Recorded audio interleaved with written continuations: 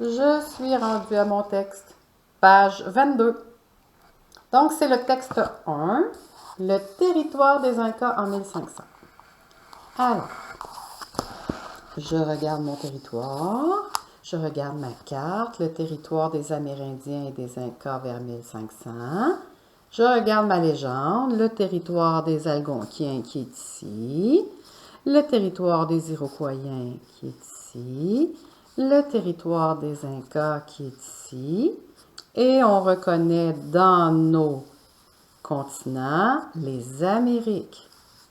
Je connais ma rose des vents qui me dit en haut, c'est le nord, donc l'Amérique du Nord est ici. En bas, c'est le sud, donc l'Amérique du Sud est en bas. Et l'Amérique centrale devrait se retrouver au centre. Alors, je connais ma rose des vents, je connais ma légende, je vais aller lire. J'ai toujours mes questions en tête. En 1500, l'Empire Inca recouvre un grand territoire qui s'étend sur environ 3500 km de long. Oups! Ça me rappelle quelque chose, ça, 3500. Et 800 km de large. Oups! Ça me rappelle quelque chose. Qu'est-ce qu'on me demandait? Alors, on me demandait quelle est la longueur du territoire Inca.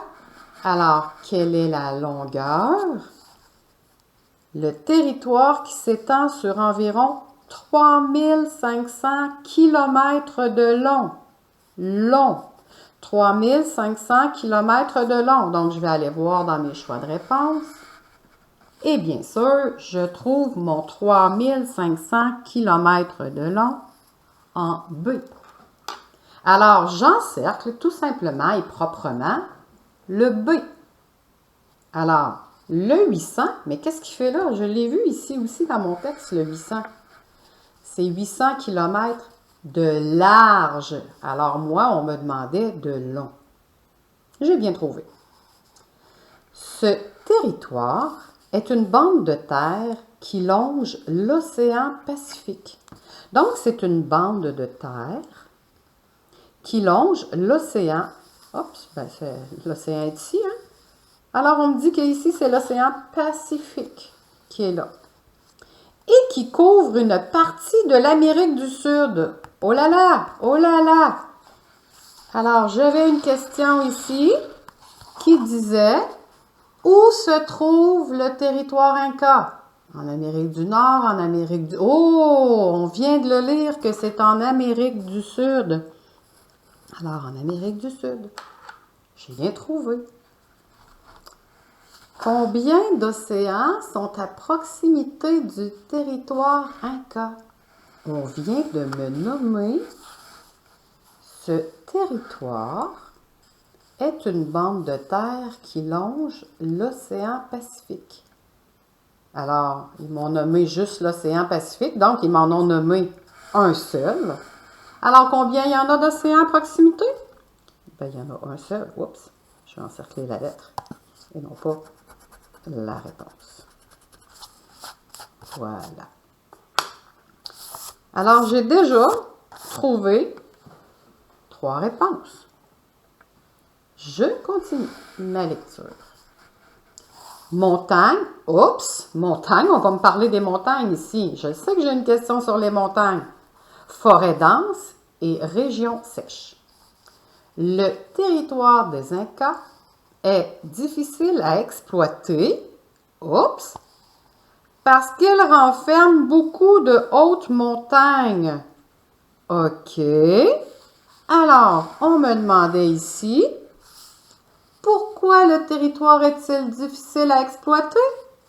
Parce qu'il est en Amérique du Sud. Non, non, non, non, non, non. On vient de me dire que c'est parce qu'il y avait des hautes montagnes. Parce qu'il y a peu d'Incas sur le territoire? Non, non. À cause de la présence de l'océan? Non, non. Parce qu'il est parsemé de montagnes. Donc, il y a plein de montagnes. C'est pour ça qu'il est difficile. OK. Alors, le territoire des Incas est difficile à exploiter parce qu'il renferme beaucoup de hautes montagnes. En fait, l'Empire Inca est traversé par les Andes. Oh, j'ai vu ça, moi, tantôt, ce mot-là. En fait, l'Empire Inca est traversé par les Andes, la plus grande chaîne de montagnes d'Amérique. On m'a parlé de chaîne de montagnes. Alors, les Andes, je vais aller voir ici. Comment se nomme la chaîne de montagnes située sur le territoire des Incas? L'Amérique du Sud, l'océan Pacifique, les Andes. J'ai ma réponse ici. Les Andes. J'ai répondu à toutes mes questions, mais je suis un petit peu curieuse. Je vais aller lire la fin du texte.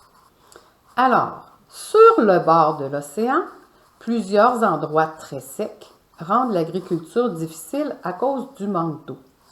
Les Incas ont dû s'adapter à leur milieu de vie et utiliser plusieurs techniques spéciales pour les transports et l'agriculture, par exemple. Alors là, j'ai appris plein de choses sur les Incas. J'ai pu répondre à mes questions à choix multiples.